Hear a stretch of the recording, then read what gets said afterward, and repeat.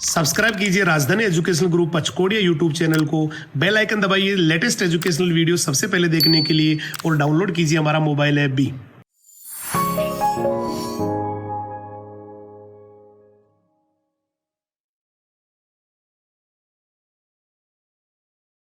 जय हिंद, जय राजधानी। कैसे हैं आप सभी? मैं हेमंत कुमार सिंह, आप सभी का बायोलॉजी मेंटर, एक बार फिर से हमारे राजधानी परिवार के यूट्यूब चैनल पे आपका हार्दिक स्वागत करता हूं। चलिए स्टार्ट करते हैं आज के लेक्चर को। आज हम पढ़ने वाले हैं, today we are going to study about the aves class. ठीक है, मैं आपको फ्यू सेकेंड्स के लिए पहले ये बता दूं कि हमने प्रीवियस लेक्चर में क्या डिस्कस किया था। We have discuss about different types of general properties that basically belong with the aves class. हमने एवीज क्लास के कुछ एक सामान्य अभिलाक्षणिक गुणधर्म को हमने क्या कर लिया था, स्टडी कर लिया था, और उसी पर्टिकुलर लेक्चर को आज हम क्या करने वाले हैं, कंटिन्यू करने वाले हैं। ठीक है, चलिए स्टार्ट करते हैं। वेरी फर्स्ट पॉइंट जो हम आज के लेक्चर में स्टडी करने वाले हैं, that is about the life process. हम पक्षी जो वर्ग है, हम एवीज क्लास के जैविक प्रक्रिया या जैविक प्रक्रम लाइफ प्रोसेस के बारे में स्टडी करने वाले हैं। एज यू नो कि हम लाइफ प्रोसेस में क्या स्टडी करते हैं, आपको पता है कि हम यहाँ पे पाचन से लेकर के और रिप्रोडक्शन मतलब जनन तक की प्रक्रिया को क्या करते हैं, हम स्टडी करते हैं। ठीक है, डाइजेशन, रेस्पिरेशन, सर्कुलेशन, ये सभी पॉइंट्स को हम यहाँ पे वन बाय वन क्या करने वाले हैं, स्टडी करने वाले हैं। आप जानते हैं कि हर क्लास में इन सभी लाइफ प्रोसेसेस में कुछ ना कुछ वेरिएशन देखने को मिलता है, और वो वेरिएशन से ही क्या आता है, एग्जाम में क्वेश्चन आता है। ठीक है, हम यहाँ पे जो वेरी फर्स्ट लाइफ प्रोसेस और जैविक प्रक्रम पढ़ने वाले हैं वो क्या होता है, हम यहाँ पे फर्स्ट ऑफ ऑल पढ़ने वाले हैं डाइजेशन के बारे में। किसके बारे में? मैं आपको डाइजेशन के बारे में बता दूं कि यहाँ पे जो है एवीज क्लास में जो पाचन की प्रक्रिया है, डाइजेशन किस प्रकार से हमें देखने को मिलता है। देखिए, डाइजेशन के बेसिस पे ये जो एवीज क्लास के जो मेंबर होते हैं, इनमें कहा जाएगा कि इनका जो डाइजेस्टिव सिस्टम होता है, ठीक है, इनका डाइजेस्टिव सिस्टम मतलब इनका पाचन तंत्र पूर्ण रूप से विकसित होता है या वेल डेवलप्ड होता है। ठीक है, तो हम यहाँ पे कह सकते हैं कि इसका जो डाइजेस्टिव सिस्टम है, ठीक है, मैं यहाँ पे लिख दिया कि इसका जो डाइजेस्टिव सिस्टम होता है स्टूडेंट, बेसिकली इसके अगर पाचन तंत्र की बात करते हैं तो इसका पाचन तंत्र जो होता है वो क्या होता है, मैंने कहा ये वेल डेवलप्ड होता है। ठीक है, तो वेल डेवलप्ड, ये मैंने डेवलप लिखा है। ठीक है, अब देखिए, अगर इसका पाचन तंत्र हम कह रहे हैं मतलब डाइजेस्टिव सिस्टम जो होता है वो वेल डेवलप्ड होता है, तो इसके बारे में मैं आपको बता दूं कि यहाँ पर एलिमेंट्री कैनाल, डाइजेस्टिव ग्लैंड, ये सब वाला पार्ट भी क्या होगा, कंप्लीट पाया जाएगा, क्योंकि पाचन तंत्र जो होता है वो किससे बने होते हैं, मैंने कहा ये आहार नाल और पाचक ग्रंथियों से बने होते हैं। ठीक है, यहाँ पर इसके डाइजेस्टिव सिस्टम में जो है एक अपन डायग्राम भी देखेंगे, उसका एक एटिपिकल डायग्राम, उसके अलग अलग पार्ट्स को शो करता हुआ डायग्राम हम डिस्कस करेंगे। लेकिन उससे पहले मैं आपको इसी के पाचन तंत्र से संबंधित ये बता दूं कि यहाँ पर क्या होता है कि इसका जो इसोफेगस वाला पार्ट होता है, ठीक है, हम अगर इसके इसोफेगस वाले पार्ट की बात करते हैं, आपको पता है इसोफेगस को क्या कहते हैं, इसी को कहा जाता है ग्रासनाल। क्या कहते हैं इसको? इसे कहते हैं ग्रासनाल। तो इसोफेगस वाला जो पार्ट होता है स्टूडेंट, इसका जो लास्ट पार्ट है, मतलब इसोफेगस का जो अंतिम भाग की बात करते हैं, इसके लास्ट पार्ट की बात करते हैं, तो इसोफेगस जो है इसके लास्ट पार्ट या फिर अंतिम भाग की बात करें तो ये क्या होता है, मैंने कहा ये डायलेटेड होता है। क्या होता है? ये डायलेटेड होता है, या फिर हम इसे कह सकते हैं कि ये फैला हुआ होता है। कैसा होता है? ये डायलेटेड होता है या फिर फैला हुआ होता है। और ये जो dilated part of the oesophagus होता है, ग्रासनाल होता है, इसे क्या कहा जाता है स्टूडेंट? इसे बेसिकली हम कहते हैं क्रॉप। क्या कहते हैं इसे हम कहते हैं क्रॉप। ठीक है, तो इसके डाइजेस्टिव सिस्टम में आपने देखा कि यहां पर क्या प्रेजेंट होता है, क्रॉप प्रेजेंट होता है। इन सभी बेसिक पॉइंट को हम समझने के लिए एक डायग्राम यहां पे रिप्रेजेंट करने वाले हैं। उस डायग्राम के थ्रू आपको इसके अलग अलग पार्ट्स के बारे में मालूम चल पाएगा कि इसका क्रॉप वाला पार्ट कौन सा होता है, इसका गिजार्ड वाला पार्ट कौन सा होता है, गिजार्ड में किस तरह के स्ट्रक्चर, किस तरह के प्लेट लाइक स्ट्रक्चर प्रेजेंट होते हैं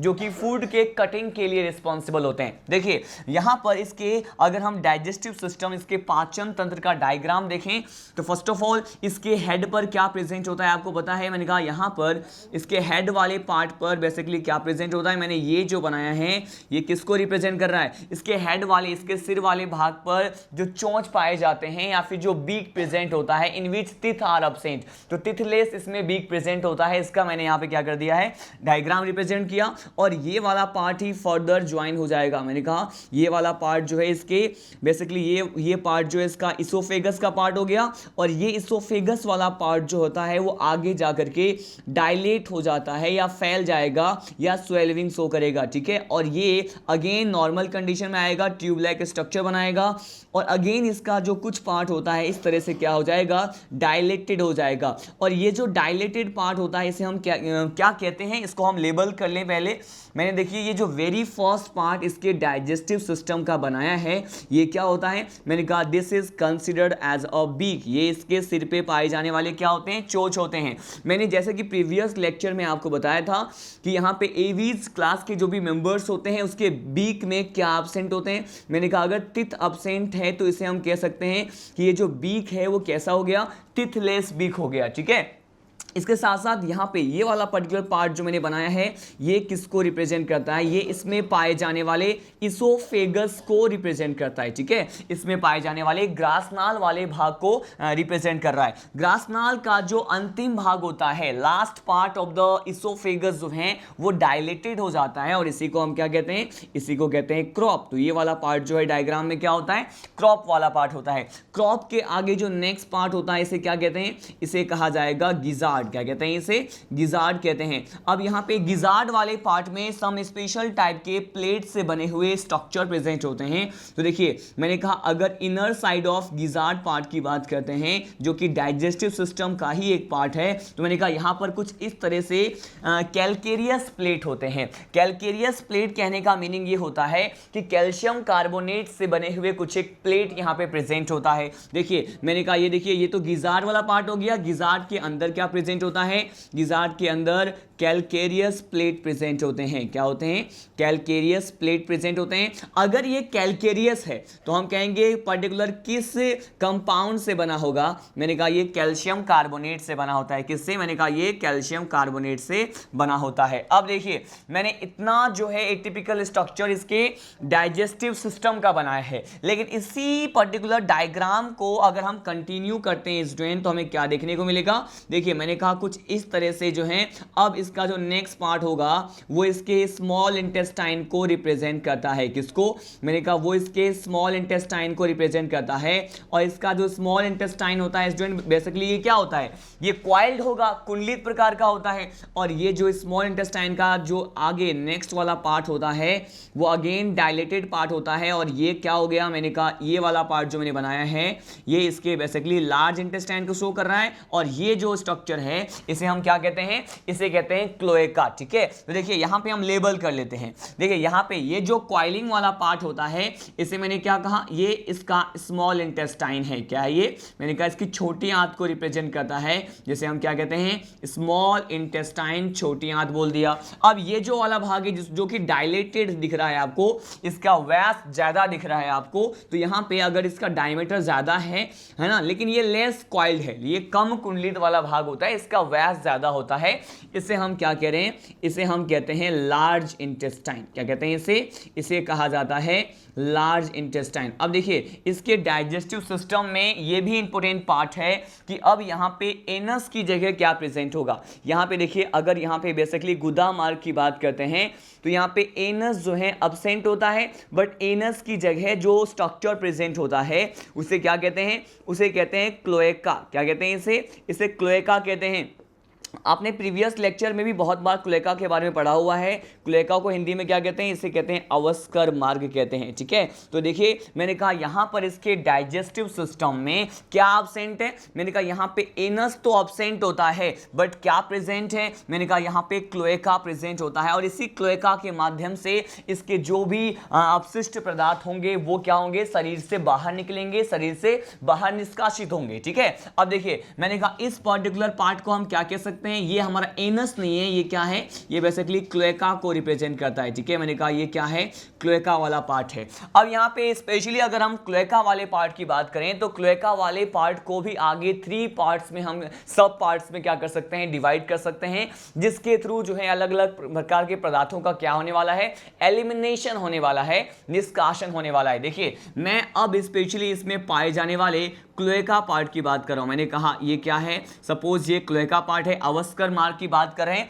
ये क्लोएका पार्ट जो होता है वो पदार्थों के निष्कर्षण के आधार पर या फिर किस प्रकार के पदार्थ जो हैं बाहर रिलीज हो रहे हैं, एलिमिनेट हो रहे हैं, इस बेसिस पे हम इसको 3 कैटेगरीज में डिवाइड कर सकते हैं। मैंने कहा ये कैटेगरीज कौन कौन से हैं। देखिए फर्स्ट ऑफ ऑल हम फर्स्ट पार्ट ऑफ क्लोएका की बात करें तो इसे कहा जाता है कॉप्रोडियम। क्या कहते हैं इसे कहा जाएगा कॉप्रोडियम, ठीक है। अब ये कॉप्रोडियम का क्या फंक्शन है, किस प्रकार के पदार्थ के लिए ये एलिमिनेशन के लिए रिस्पॉन्सिबल होते हैं, हम बात करेंगे। फर्स्ट ऑफ ऑल इसके 3 पार्ट्स को हम क्या करने वाले हैं, स्टडी करने वाले हैं। फर्स्ट पार्ट देखिए मैंने कहा ये है कॉप्रोडियम, सेकेंड पार्ट जो है ये क्या है, यूरोडियम। क्या है, मैंने कहा ये है यूरोडियम। और थर्ड पार्ट क्या होता है, कॉप्रोडियम यूरोडियम के अलावा थर्ड पार्ट होता है प्रोक्टोडियम। क्या कहते हैं इसे कहते हैं प्रोक्टोडियम कहते हैं। अब देखिए ये तीनों पार्ट क्लोएका के तो होते हैं, लेकिन तीनों का ही वर्क क्या होता है, अलग अलग होता है, डिफरेंट होता है, जिसके बारे में आपको बताने वाला हूं। देखिए बेसिकली अगर क्लोएका है तो कुछ ना कुछ प्रकार के पदार्थों का यहां पे निष्कासन होगा, और यहां पे अगर स्पेशली प्रोक्टोडियम की बात करते हैं तो ये जननिक पदार्थों को क्या करते हैं, निष्कासित करते हैं। तो मैंने यहाँ पे एक पॉइंट लिख दिया कि जो भी रिप्रोडक्टिव सब्सटेंसेस होते हैं उसको रिलीज करने के लिए रिस्पॉन्सिबल होता है, तो ये जननिक पदार्थ को क्या करते हैं, निष्कासित करते हैं, ठीक है। अब देखिए यहाँ पर ये तो हमने देखा, ये elimination of some type of reproductive substances can be done from the proctodeum part of the cloaca.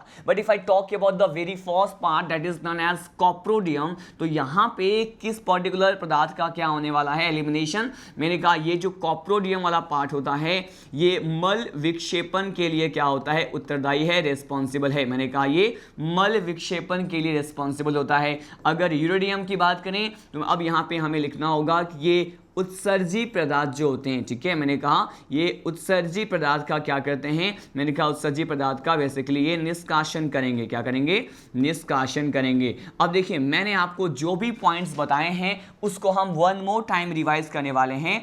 मैंने यहाँ पे सिंगल एक लाइफ प्रोसेस के बारे में आपको बताया, और ये क्या है, मैंने आपको यहाँ पे डाइजेशन के बारे में बताया हुआ है, पाचन के बारे में बताया हुआ है कि इसका डाइजेस्टिव सिस्टम वेल डेवलप्ड होता है। इसोफेगस का लास्ट पार्ट डायलेटेड होता है जिसे क्रॉप कहते हैं, एनस सब्सटेंट उसकी जगह क्लोएका प्रेजेंट, बीक जो होता है टिथलेस होता है। इस डायग्राम में आपको कैल्केरियस प्लेट प्रेजेंट होते हैं बेसिकली गिजार्ड वाले पार्ट में, और ये जो कैल्शियम कार्बोनेट से बने हुए प्लेट होते हैं इसके फंक्शन की यहाँ बात कर लेते हैं। इसका कार्य क्या होता है, इसका फंक्शन क्या होता है, मैंने कहा ये जो फूड पार्टिकल्स होते हैं, फूड पार्टिकल्स जो हैं उसको कटिंग में क्या होते हैं, रिस्पॉन्सिबल होते हैं, उसको तोड़ने के लिए, उसमें जो है उसे स्मॉल पीसेस में डिवाइड करने के लिए रिस्पॉन्सिबल होते हैं। तो मैंने कहा ये फूड पार्टिकल्स को क्या करते हैं, फूड पार्टिकल्स को ब्रेक डाउन करते हैं। कौन सा वाला प्लेट, मैंने कहा कैल्केरियस प्लेट, ठीक है। यहाँ पे हमने ये फंक्शन की बात की। ये स्मॉल इंटेस्टाइन जो है ये मोर कॉइल्ड पार्ट होता है इसके डाइजेस्टिव सिस्टम का, मतलब अत्यधिक कुंडलित भाग होता है। लेकिन स्पेशली यहाँ पे लार्ज इंटेस्टाइन की बात करें तो ये लेस कॉइल्ड और इसका डायमीटर या व्यास क्या होता है, ज्यादा होता है। यहाँ पे मैंने अलग अलग जो भाग होते हैं, पार्ट्स होते हैं क्लोएका के, उसके बारे में बताया। उसके साथ साथ हमने यहाँ पर क्या देखा, इस पर्टिकुलर हर एक पार्ट के अलग अलग फंक्शन के बारे में हमने डिस्कस किया। अब वन लास्ट पॉइंट जो कि हम इसी पर्टिकुलर डाइजेशन वाले पॉइंट में स्टडी करने जा रहे हैं वो क्या है, स्पेशली अगर हम किसकी बात करें, अगर यहाँ पे एवीज वर्ग जो है, एवीज क्लास जो है, इसमें आने वाले मेंबर्स के मल पदार्थ की बात करते हैं, वेस्ट मटेरियल की बात करने वाले हैं, ठीक है। यहाँ पे स्पेशली हम किसकी बात करेंगे, वेस्ट मटेरियल, जो भी वर्ज्य पदार्थ होते हैं पक्षियों के, उसे क्या कहते हैं, तो मैंने कहा waste materials of the birds की बात करने वाले हैं। और इसे जो है बेसिकली एक बायोलॉजिकल टर्म से रिप्रेजेंट करते हैं और इसे कहा जाएगा ग्वेनो। क्या कहते हैं इसे कहते हैं ग्वेनो कहते हैं, ठीक है। ये ग्वेनो क्या है, ये बेसिकली ग्वेनो क्या रिप्रेजेंट करता है, ग्वेनो जो है मल पदार्थ वेस्ट मटेरियल है जो पक्षियों के द्वारा, बर्ड्स के द्वारा क्या होते हैं, रिलीज किए जाते हैं। लेकिन इस ग्वेनो के बारे में वन मोर इंपॉर्टेंट बात जो आपको पता होना चाहिए कि ये जो है क्या होता है, मैंने कहा ये जो ग्वेनो होता है ये जैव उर्वरक या फिर बायो फर्टिलाइजर कंसिडर किया जाता है। क्यों? क्योंकि इसमें नाइट्रोजन की अधिकता, मतलब नाइट्रोजन जो है वो अबंडेंट अमाउंट में या अबंडेंस अमाउंट में क्या होता है, बहुतायत से प्रेजेंट होता है। देखिए मैंने कहा अगर हम मल पदार्थ की बात करें तो मैंने कहा उसको ग्वेनो, लेकिन ग्वेनो जो है वो क्या है, मैंने कहा ग्वेनो जो है एक प्रकार का जैव उर्वरक के भांति भी क्या कर सकते हैं, वर्क कर सकते हैं। इसे क्या कहते हैं, इसे हम बेसिकली कह सकते हैं बायो फर्टिलाइजर। क्या कहेंगे, बायो फर्टिलाइजर बोलेंगे। क्यों बोला, क्योंकि विच specific type of element is specially abundant, जो कि यहाँ पे प्रेजेंट बहुतायत से। तो यहाँ पे देखिए ये जो है नाइट्रोजन जो है, अगर हम किसकी बात करते हैं, नाइट्रोजन की बात करें तो नाइट्रोजन यहाँ पर बहुतायत से क्या होते हैं, प्रेजेंट होते हैं। तो हमने यहाँ पे लास्ट पॉइंट इसके डाइजेशन वाले पॉइंट में डिस्कस किया कि यहाँ पे बर्ड्स के मल पदार्थ को, वेस्ट मटेरियल को ग्वेनो कहते हैं। इसके ग्वेनो को जैव उर्वरक मान सकते हैं और जिसमें क्या अधिकता से प्रेजेंट होते हैं, मैंने कहा नाइट्रोजन की अधिकता होती है। इसी के साथ हमारा जो फर्स्ट लाइफ प्रोसेस है ये काफी लॉन्ग हो गया, हमने यहाँ पे डाइजेशन के बारे में स्टडी किया। अब मैं आपको बताने वाला हूं स्पेशली इसी पॉइंट को हम क्या करते हैं, लीड करते हैं, और यहाँ पे डाइजेशन के बाद हम स्पेशली अब पढ़ने वाले हैं इसके रेस्पिरेशन के बारे में। ठीक है, एवीज क्लास में जो रेस्पिरेशन का पॉइंट होता है वो one of the important point consider किया जाता है। और इसमें क्या कहते हैं, देखिए यहाँ पे सेकेंड लाइफ प्रोसेस की बात करने वाले हैं, and it is considered as a respiratory system and as well as the respiration. यहाँ पे श्वसन तंत्र की बात करें या फिर रेस्पिरेशन की बात करते हैं स्टूडेंट, तो देखिए यहाँ पर क्या कहा जाएगा कि रेस्पिरेशन किसके थ्रू होगा। एज यू नो यहाँ पे रेस्पिरेशन जो है वो लंग्स के थ्रू होता है। किसके थ्रू, मैंने कहा लंग्स के थ्रू होगा या फिर फेफड़ों के द्वारा होगा। लेकिन यहाँ पे लंग्स जो होते हैं ये स्पेशली ये कहा जाएगा कि यहाँ पे इसमें पाए जाने वाले, पक्षी वर्ग में पाए जाने वाले जो लंग्स होते हैं वो वेल डेवलप्ड होते हैं। वो क्या होते हैं, मैंने कहा ये वेल डेवलप्ड होते हैं। अब देखिए वेल डेवलप्ड क्यों बोला है, यहाँ पे बहुत सारे स्पेशल पॉइंट आपको पढ़ना है। यहाँ पे वेल डेवलप्ड जो है बोलने का रीजन ये है कि इसके लंग्स में क्या प्रेजेंट होगा, वन स्पेशल टाइप के स्ट्रक्चर प्रेजेंट होते हैं और इस स्ट्रक्चर को कहते हैं एयर सेक। क्या कहते हैं इसको, इसे कहा जाएगा एयर सेक। अब ये एयर सेक का मीनिंग क्या होता है, एयर सेक का मीनिंग होता है वायु कोष्ठ। क्या कहते हैं इसे कहा जाता है वायु कोष्ठ। और इनके लंग्स में पाए जाने वाले जो वायु कोष्ठ होते हैं उसका फंक्शन क्या होता है, हम ये देख लेते हैं। तो बेसिकली इसका फंक्शन, प्रथम वर्ग तो क्या है, मैंने कहा जो प्राइमरी फंक्शन है वो तो इसका श्वसन का ही है, लेकिन श्वसन के साथ साथ ये इनके बॉडी को जो है कोल्ड बनाने के लिए या फिर कूलनेस प्रोवाइड करने के लिए, ठंडा बनाए रखने के लिए भी क्या है, रेस्पॉन्सिबल है। तो यहाँ पे एयर सेक के फंक्शन के बारे में मैं आपको बता रहा हूँ। और एयर सेक का जो फंक्शन होता है तो इसका प्राइमरी वर्क क्या है, मैंने कहा प्राइमरी वर्क जो होता है श्वसन होता है। और अगर यहाँ पे हम किसकी बात करें, एयर सेक में यहाँ पे बॉडी की बात करते हैं तो इसका बॉडी जो है बेसिकली कैसा होता है स्टूडेंट, मैंने कहा इसके बॉडी, इसका शरीर को जो है ये क्या करते हैं, ठंड प्रोवाइड करने के लिए, मैंने कहा शरीर को ठंडा रखने के लिए भी क्या है, एयर सेक रिस्पॉन्सिबल है। और इसके साथ साथ वन लास्ट पॉइंट इसके फंक्शन में स्टडी करने वाले हैं कि ये इनके बॉडी को उत्प्लावक बल प्रदान करता है। उत्प्लावक बल के बारे में आपने आर्किमिडीज के सिद्धांत में लोअर क्लासेस में स्टडी किया होगा। तो मैंने कहा ये जो एयर सेक होते हैं, वायु कोष्ठ होते हैं, वो बेसिकली इनके बॉडी को कौन सा फोर्स प्रोवाइड कर रहे हैं, मैंने कहा उत्प्लावक जो है बल प्रदान करते हैं। लेकिन ये जो उत्प्लावक बल जो प्रोवाइड कर रहे हैं, यहाँ पे उत्प्लावक बल क्या कर रहे हैं, प्रोवाइड कर रहे हैं, प्रदान कर रहे हैं। तो ये भी एक तरह से पक्षियों में पाए जाने वाले, फ्लाइंग के पर्पस से पाया जाने वाला या उड़ने के उद्देश्य से एक प्रकार का अनुकूलन होता है,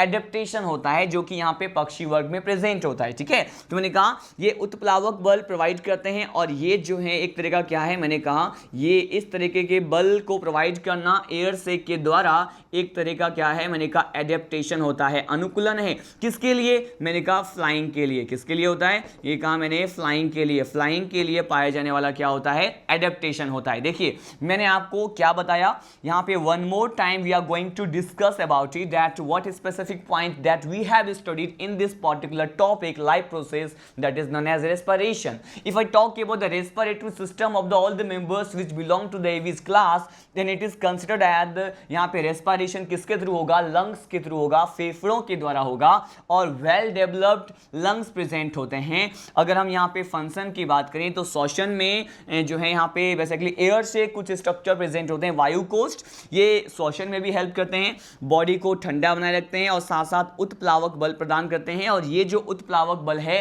ये भी एक प्रकार का क्या है, पक्षियों में पाया जाने वाला अनुकूलन है. किसके लिए, उड़ने के लिए, फ्लाइंग के पर्पज से. इसी पर्टिकुलर पॉइंट को हम यहां पे आगे कंटिन्यू करते हैं. देखिए इसके ही लंग्स में या फिर इसी के रेस्पिरेटरी सिस्टम में आप कह सकते हैं वन स्पेशल टाइप के स्ट्रक्चर प्रेजेंट होता है. वो क्या होता है, इसे कहा जाएगा सिरिंग्स. क्या कहते हैं इसे कहते हैं सिरिंग्स. और ये बहुत ज़्यादा इंपॉर्टेंट है. क्यों, क्योंकि यहाँ पे सिरिंग्स जो होता है वो इनके रेस्पिरेटरी सिस्टम में प्रेजेंट होता है. और इसका वर्क क्या होता है, इस स्ट्रक्चर को हम कैसे समझ सकते हैं, हम इसके लिए एक डायग्राम भी लेंगे. लेकिन पहले आपको कुछ एक ओरली कंसेप्ट प्रोवाइड कर दूं कि सिरिंग्स क्या होता है. देखिए इनके रेस्पिरेटरी सिस्टम, इसके श्वसन तंत्र में जो ट्रेकिया वाला पार्ट होता है, ट्रेकिया को क्या कहते हैं, श्वसनिका कहते हैं. ठीक है, तो जो ट्रेकिया वाला पार्ट है और इसके साथ साथ जो ट्रेकिया आगे जाकर के आप जानते हैं किसमें जो है डिवाइड हो जाता है. ट्रेकिया जो है श्वसनिका आगे जाकर के ब्रोंकस या ब्रोंकी में डिवाइड हो जाते हैं. तो यहाँ पे ट्रेकिया और ब्रोंकी के बीच में जो पक्षी वर्ग होते हैं उनके श्वसन तंत्र में एक बहुत ही स्पेशल टाइप के स्ट्रक्चर प्रेजेंट होते हैं, उसे हम सिरिंग्स कहते हैं. ठीक है, मैंने कहा बेसिकली ये कहाँ प्रेजेंट होता है, ये जो सिरिंग्स होता है ये ट्रेकिया को क्या कहते हैं, इसे कहा जाता है श्वसनिका. क्या कहते हैं, इसे श्वसनिका कहते हैं. तो ट्रेकिया एंड ब्रोंकी के बीच में क्या होते हैं, ये प्रेजेंट होते हैं. कौन, मैंने कहा सिरिंग्स प्रेजेंट होते हैं. लेकिन सिरिंग्स का फंक्शन क्या है, इसके फंक्शन की हम बात करें तो इसका फंक्शन होता है, ये जो है इसमें पाया जाने वाला पक्षी वर्ग में जो है पाया जाने वाला एक प्रकार का साउंड बॉक्स होता है. क्या होता है, मैंने कहा ये साउंड बॉक्स होता है. ठीक है, वॉइस बॉक्स भी इसे कहते हैं. और यहीं से ये क्या प्रोड्यूस करते हैं, मैंने कहा ये यहां से ध्वनि उत्पन्न करते हैं, साउंड प्रोड्यूस करते हैं. और ये इंपॉर्टेंट कैरेक्टर है क्योंकि आपसे डायरेक्टली पूछा जा सकता है कि यहाँ पे ध्वनि उत्पादन के लिए पक्षी के श्वसन तंत्र में कौन सा जो है विशेष प्रकार का स्ट्रक्चर प्रेजेंट होता है, तो योर आंसर विल बी सिरिंग्स. अब इसी पर्टिकुलर सिरिंग्स को हम with the help of diagram समझने की कोशिश करते हैं कि कैसे इनके रेस्पिरेटरी सिस्टम में एयर से प्रेजेंट होते हैं, सिरिंग्स प्रेजेंट होते हैं, लंग्स कैसे होता है, ट्रेकिया पर्टिकुलर किस मैनर में अरेंज होता है.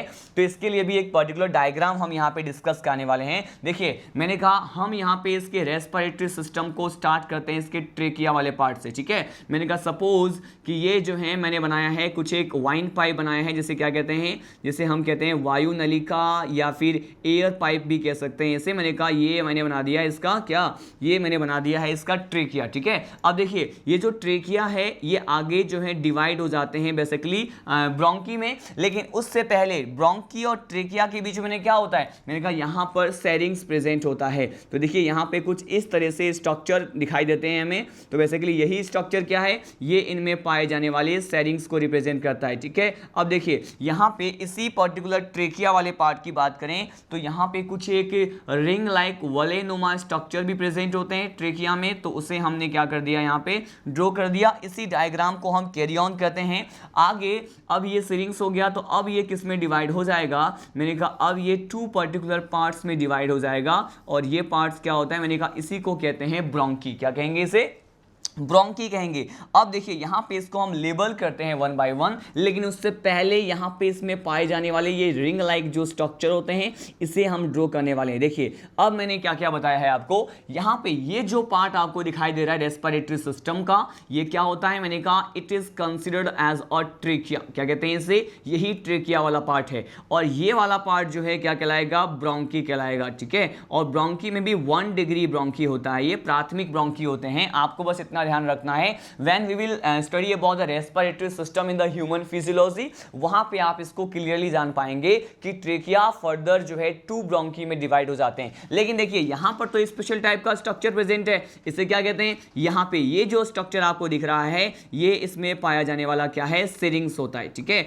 जो कि क्या प्रोड्यूस करता है, साउंड प्रोड्यूस करता है। इसी पर्टिकुलर डायग्राम में अगर हम देखें कि इसमें एयर शेक किस तरह से प्रेजेंट होता है, तो ये ब्रोंकी हो गया, और इसके लंग्स को अगर हम इस तरह से ड्रॉ करें तो इसके लंग्स में मैंने कहा कुछ इस तरह से जो है स्ट्रक्चर प्रेजेंट होता है, कुछ यहाँ पे शेक लाइक कोस्ट जैसे कुछ स्ट्रक्चर प्रेजेंट होते हैं इसके लंग्स में। मैंने कहा ये जो है इसके लंग्स को प्रेजेंट करता हुआ एटिपिकल डायग्राम होता है इसके रेस्पिरेटरी सिस्टम का। ये तो मैंने पर्टिकुलर 1/2 ऑफ लंग बनाया है, लेकिन इस तरफ भी क्या होता है, मैंने कहा पर्टिकुलर इसी तरीके का स्ट्रक्चर हमें बनाना है, और यहाँ पर भी क्या बताना है, मैंने कहा ये इसमें एयर शेक प्रेजेंट होते हैं, ठीक है, ये इसमें पाया जाने वाला वायु कोश मैंने बना दिया है, मैंने कहा ये इसमें पाया जाने वाला क्या है, वायु कोश, और ये हमने लंग क्या कर लिया, कंप्लीट कर लिया। अब देखिए यहाँ पर ये जो उभरा हुआ जो पार्ट आपको दिखाई दे रहा है, जो कि कोश जैसा स्ट्रक्चर होता है, शेक लाइक स्ट्रक्चर होता है, इसे क्या कहते हैं, इसे कहते हैं एयर शेक। क्या कहेंगे इसे, एयर शेक कहेंगे, या फिर स्टूडेंट इसे हम कह सकते हैं वायु कोस्ट। क्या कहते हैं इसे, वायु कोस्ट कहते हैं। और ये इसका देखिए मैंने आपको एक प्रीवियस लेक्चर में कंसेप्ट प्रोवाइड किया था जब हम अलग अलग तरीके के डायग्राम के बारे में डिस्कस कर रहे थे, ठीक है, तो मैंने आपको कहा था कि पर्टिकुलर हम कोई भी डायग्राम अगर बनाते हैं रेस्पिरेटरी सिस्टम का या डाइजेस्टिव सिस्टम का, अगर हमें उसमें मेंशन करना है कि कौन सा पार्ट लेफ्ट है कौन सा पार्ट राइट है, तो मैंने आपको एक कंसेप्ट प्रोवाइड किया था कि जो हमारा राइट हैंड वाला पार्ट होता है वो डायग्राम का कौन सा पार्ट होता है, लेफ्ट पार्ट होता है। तो देखिए ये हमारा राइट हैंड पार्ट है, तो ये जो लंग्स मैंने बनाया है ये कौन सा हो गया, मैंने कहा ये सपोज ये हो गया है लेफ्ट लंग, ठीक है, मैंने कहा ये बायां फेफड़ा को प्रदर्शित कर रहा है, और ये क्या हो गया, मैंने कहा ये इसका राइट लंग होता है, ठीक है। तो हमने यहाँ पे पक्षी वर्ग में पाए जाने वाले रेस्पिरेटरी सिस्टम का क्या कर लिया है, डायग्राम बना लिया है। मैंने कहा ये पर्टिकुलर डायग्राम किसको रिप्रेजेंट कर रहा है, it is a diagram which belong to the respiratory system. मैंने इसको RS से रिप्रेजेंट कर दिया है, किसका है, मैंने कहा ऑफ एवीज, ठीक है, एवीज क्लास का रेस्पिरेटरी सिस्टम है। देखिए आपने इतने सारे पॉइंट्स को यहाँ पे इसके रेस्पिरेटरी सिस्टम में स्टडी किया। मैंने कहा लंग्स के थ्रू होता है, लंग्स वेल डेवलप्ड होता है, there is the presence of different type of air sac, वायु कोस्ट पाए जाते हैं, इसके मैंने फंक्शन बताए। साथ साथ मैंने कहा उत्प्लावक बल के बारे में which is adaptation for the flying purpose, syrinx present होता है, और यहाँ पे मैंने क्या बताया, डायग्राम बताया। आपने देखा कि ये उभरा हुआ भाग तो एयर शेक है, लेकिन यहाँ पे ट्रेकिया और ब्रोंकी के बीच में क्या है, सिरिंग्स प्रेजेंट है। इसी पर्टिकुलर लाइव प्रोसेस को अब हम क्या करने वाले हैं, आगे स्टडी करने वाले हैं। अब हम यहाँ पे स्टडी करते हैं किसके बारे में, अब हमारा नेक्स्ट टॉपिक जो है हमारा थर्ड पर्टिकुलर लाइफ प्रोसेस के बारे में स्टडी करने वाले हैं, सर्कुलेशन, ठीक है। यहाँ पे सर्कुलेशन से रिलेटेड कौन से पॉइंट, मतलब परिसंचरण से संबंधित कौन से पॉइंट आपको लर्न करना है मैं आपको बता दूं। देखिए यहाँ पे सर्कुलेशन की अगर बात करते हैं स्टूडेंट, तो सर्कुलेशन कैसे होता है, मैंने कहा यहाँ पर क्लोज टाइप का, पक्षी में भी क्या होता है, पक्षी में भी क्लोज टाइप का सर्कुलेटरी सिस्टम क्या होता है, प्रेजेंट होता है। क्लोज टाइप का मतलब बंद प्रकार के परिसंचरण तंत्र इसमें पाए जाते हैं।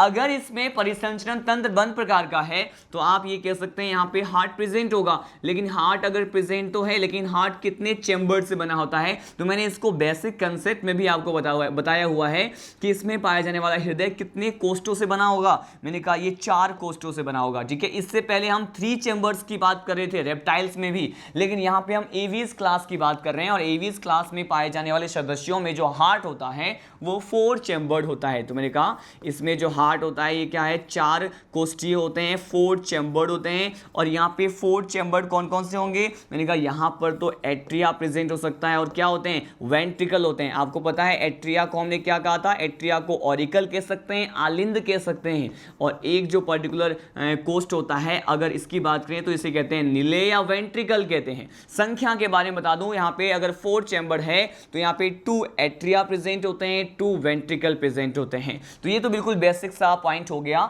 जो कि मैंने सर्कुलेशन में बताया। लेकिन स्पेशल पॉइंट क्या है इसके सर्कुलेशन में, मैं आपको ये बता दूं कि इसके सर्कुलेशन में अगर हम इसमें पाए जाने वाले आरबीसी की बात करते हैं, रेड ब्लड कप सेल्स की बात करेंगे, इरेथ्रोसाइट की बात करते हैं, तो इसमें पाया जाने वाला जो एरिथ्रोसाइट है एवीज क्लास के मेंबर में ये कैसा होता है, मैंने कहा ये ओवल होते हैं। कैसे होते हैं? ओवल होते हैं। ओवल के साथ साथ ये कैसे होते हैं? न्यूक्लिएटेड होते हैं, मतलब केंद्रक युक्त होते हैं। ठीक है, अब देखिए मैंने कहा आरबीसी ओवल है और कैसा है? न्यूक्लिएटेड है। लेकिन इसके आगे आने वाले जो क्लास की बात करें, अगर हम स्तनधारी वर्ग की बात करें तो उसमें पाया जाने वाला आरबीसी जो है उसका शेप डंबल शेप होता है और वो क्या होता है? नॉन न्यूक्लिएटेड होता है, मतलब केंद्रक विहीन होते हैं। ठीक है, अब देखिए हमने ये पॉइंट जो है यहाँ पे क्या कर लिया है? स्टडी कर लिया है, ओवल और न्यूक्लिएटेड। अब देखिए यहाँ पे इसी पर्टिकुलर पॉइंट को हम आगे बढ़ते हैं, आगे पढ़ने वाले हैं। यहाँ पर देखिए वन मोर स्पेशल करेक्टर क्या होता है कि इसके सर्कुलेशन में एक पॉइंट आपको जो है देखने को मिलेगा जहां से क्वेश्चन आ सकता है कि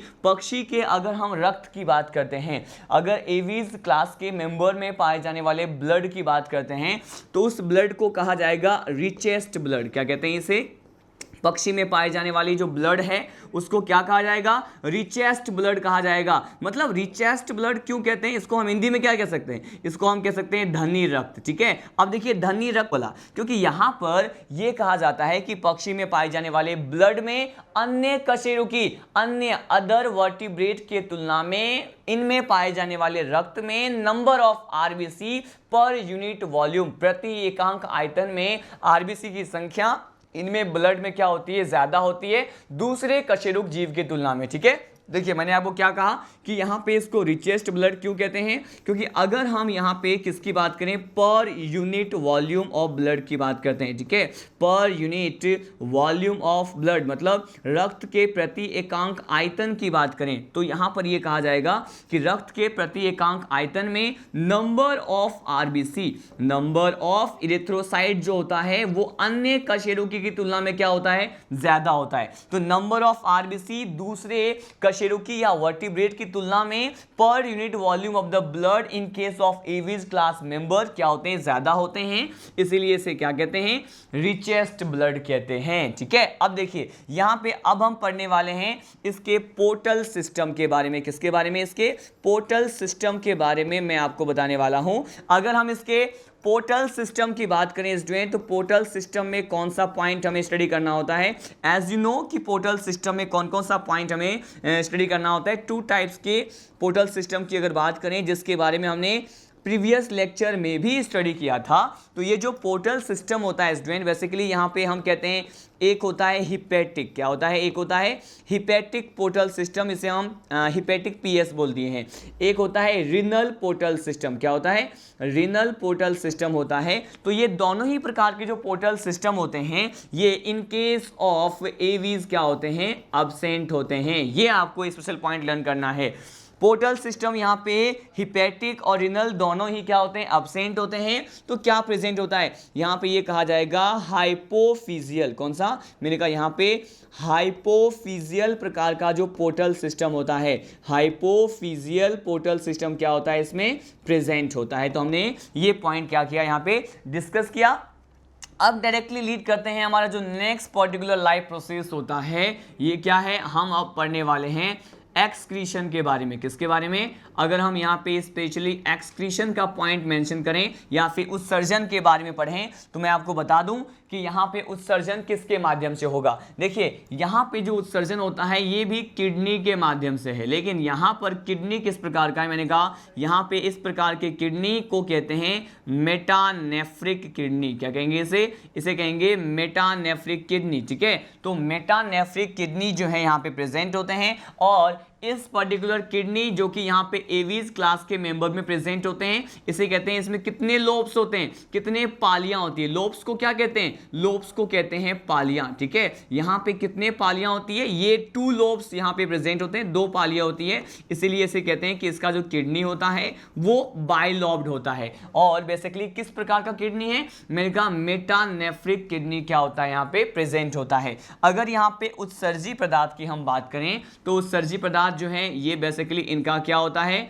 यूरिक एसिड होता है। क्या होता है? यूरिक एसिड होता है। यूरिक एसिड के बारे में मैंने आपको प्रीवियस लेक्चर में बहुत बार बताया हुआ है। ये क्या है? एक अर्ध ठोस प्रकार के पदार्थ होते हैं, सेमी सॉलिड सब्सटेंस होता है ये, ठीक है, सेमी सॉलिड सब्सटेंस होता है। तो अगर यूरिक एसिड के रूप में ये अपने उत्सर्जी पदार्थ को बाहर निकालेंगे तो इसी प्रकार के जीव को हम क्या कहेंगे? इसको हम कहेंगे यूरिकोटैलिक। क्या कहेंगे इसे? इसे कहेंगे यूरिकोटैलिक, ठीक है।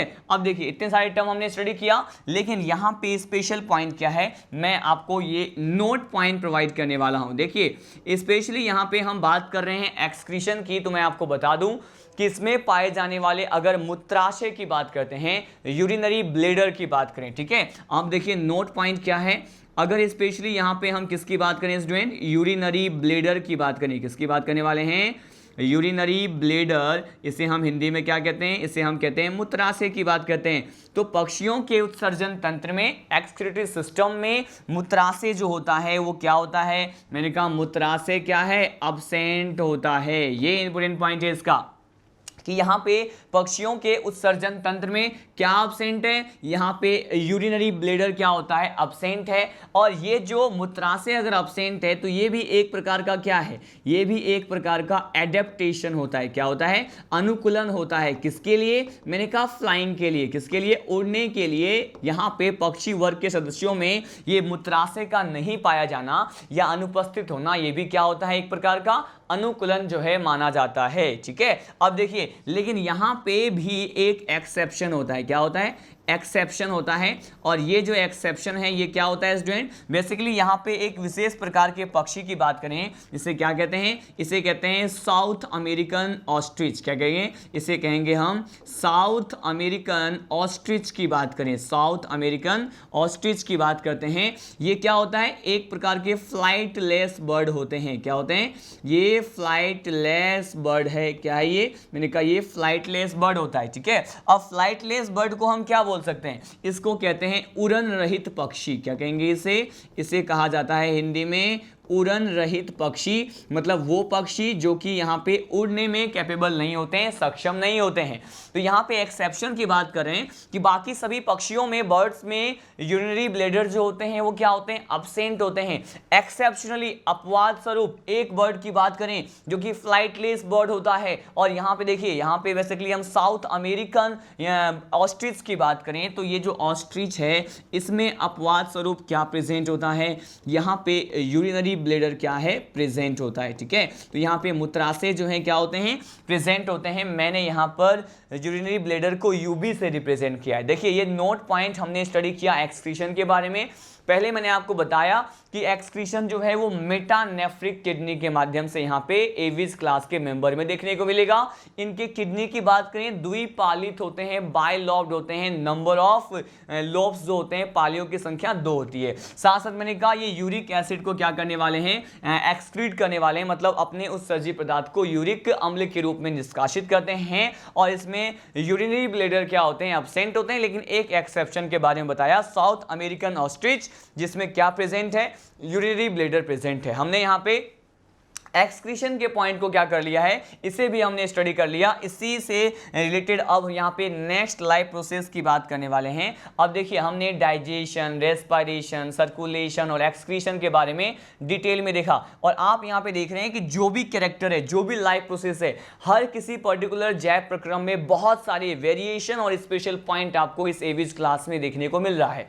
अब इसी को कंटिन्यू करते हैं। Now we are going to study our next particular life process and that is nerves, ठीक है। यहाँ पे हम बेसिकली नर्व्स की बात करें तो पक्षियों में पाए जाने वाले तंत्रिकाएं किस प्रकार की होती हैं? नर्व्स को क्या कहते हैं? आपको पता है, इसको हम क्या कहते हैं? तंत्रिकाएं कहते हैं। यहाँ पे तंत्रिकाओं की बात करें तो नर्व्स जो है यहाँ पे वेल डेवलप्ड होते हैं। क्या होते हैं? मैंने कहा यहाँ पर अति विकसित होते हैं, अति विकसित प्रकार के होते हैं। इसमें मैंने कहा वेल डेवलप्ड होते हैं। क्या होते हैं? अति विकसित प्रकार के होते हैं। और अगर यहाँ पर इनके सदस्यों में पाए जाने वाले स्पेशल टाइप के नर्व्स की बात करें, जैसे क्या कहते हैं? क्रेनियल नर्व्स की बात करें, ठीक है। अगर हम यहाँ पे क्रेनियल नर्व्स की बात करें करें और स्पेशली इसके नंबर की बात करें, किसकी बात करने वाले हैं, इसके नंबर की बात करने वाले हैं। तो क्रेनियल नर्व्स के नंबर कितने होते हैं एवीज क्लास के मेंबर में?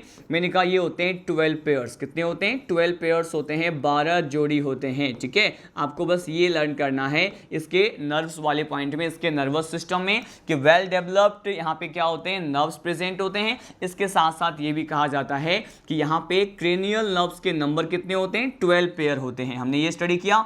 अब बस पर्टिकुलर इसमें हमें इतना ही स्टडी करना है नर्वस सिस्टम वाले पार्ट में। आगे लीड करते हैं, हम अब पढ़ने वाले हैं रिप्रोडक्शन के प्रोसेस के बारे में। और रिप्रोडक्शन का प्रोसेस यहाँ पे बहुत ज़्यादा इंपॉर्टेंट है। इसमें बहुत सारे स्पेशल कैरेक्टर आपको मालूम चलेगा। देखिए यहाँ पे स्पेशली जनन के बारे में बात करने वाले हैं। जनन के आधार पे पहले हम बिल्कुल बेसिक सा पॉइंट स्टडी करने वाले हैं कि जनन के आधार पे पक्षी कैसे होते हैं, बर्ड्स कैसे होते हैं। ये भी एक लिंगी होते हैं। क्या होते हैं? मैंने कहा ये भी एक लिंगी होते हैं। एक लिंगी को आप जानते हैं क्या कहते हैं इसको? इसे कहते हैं यूनिसेक्सुअल। क्या कहेंगे इसे हम कहेंगे यूनिसेक्सुअल।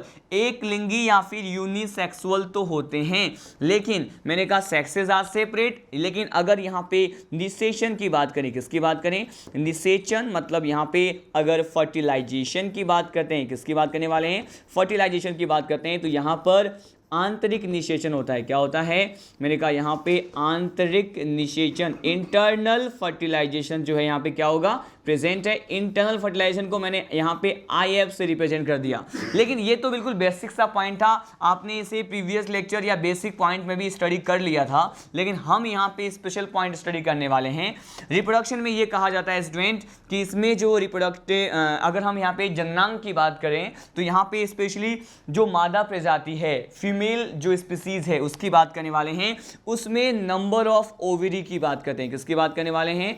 नंबर ऑफ ओवरी की बात करें तो यहाँ पे जो अंडाशय होते हैं, ओवरी को क्या कहते हैं? ओवरी को कहते हैं अंडाशय। ठीक है, तो यहाँ पे अंडाशय की संख्या की बात करें तो कितने होते हैं? मैंने कहा यहाँ पे 2 पेयर्स होते हैं। कितने होते हैं? मैंने कहा यहाँ पे 2 पेयर्स जो हैं क्या प्रेजेंट होता है? मैंने कहा यहाँ पे अंडाशय प्रेजेंट होते हैं। लेकिन आपको यहाँ पे स्पेशल पॉइंट ये बता दूं कि अंडाशय प्रेजेंट तो है, लेकिन अगर इसमें बेसिकली हम क्या बात करें, अगर हम इसमें लेफ्ट ओवरी की बात करते हैं, किसकी बात करते हैं?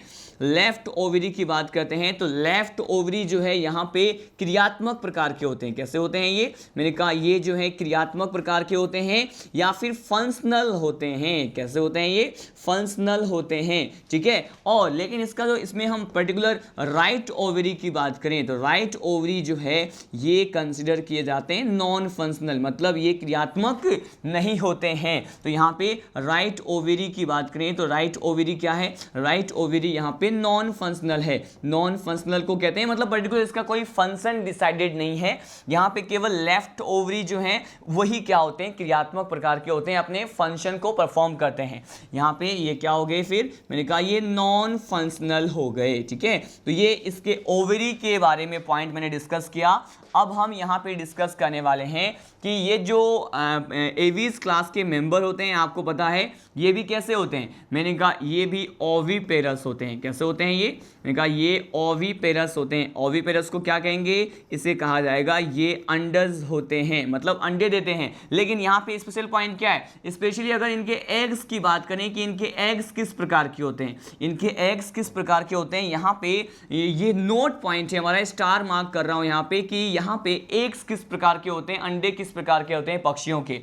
अंडे की बात करें तो इसको कहते हैं ये क्लीडोइक प्रकार के होते हैं। क्या होते हैं? ये क्लीडोइक प्रकार के होते हैं। और क्लीडोइक प्रकार के एक के बारे में क्या कहा जाता है स्टूडेंट कि स्पेशली ये वो अंडे होते हैं, ये वो एग्स होते हैं जिसके चारों तरफ कैल्शियम कार्बोनेट का कवच प्रेजेंट होता है। ठीक है, तो मैंने कहा ये इसके चारों तरफ क्या प्रेजेंट होता है? कैल्शियम कार्बोनेट का शेल प्रेजेंट होता है, कवच पाया जाता है, जो कि इन अंडों को प्रतिकूल परिस्थिति में क्या करते हैं? सर्वाइव करने के लिए जिम्मेदार होते हैं, बचाते हैं, प्रोटेक्शन प्रोवाइड करते हैं, ताकि यहाँ पे जो एग के अंदर भ्रूण का डेवलपमेंट हो रहा है उसको जो है किसी भी तरह की एडवर्स कंडीशन, प्रतिकूल परिस्थितियों का सामना न करना पड़े। इसीलिए कैल्शियम कार्बोनेट का कवच यहाँ पे एग के सराउंडिंग में, उसके बाहर जो है चारों तरफ क्या होता है? प्रेजेंट होता है। और अगर कैल्शियम कार्बोनेट प्रेजेंट है तो इस प्रकार के एग को हम क्या कहते हैं?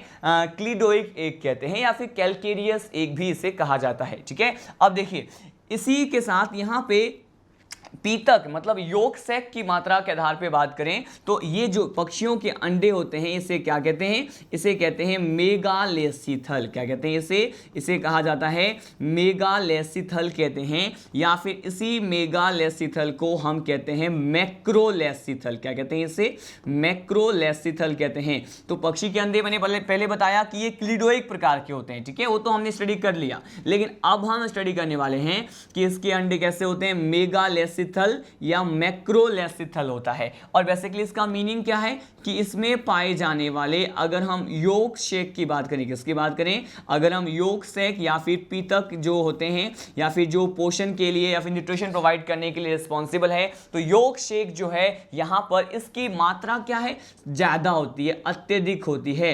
और योक शेक की मात्रा अगर जिस पर्टिकुलर एग में ज्यादा देखने को मिलता है उसे हम क्या कहते हैं, मेगालेसिथल या फिर मैक्रोलेसिथल कहते हैं। ठीक है, हमने इतने सारे पॉइंट बस इसके रिप्रोडक्शन में हमने क्या किया है, स्टडी किया है। अब सीधे हमने सभी प्रकार के लाइफ प्रोसेस के बारे में स्टडी कर लिया है। Now we are going to study about the classification.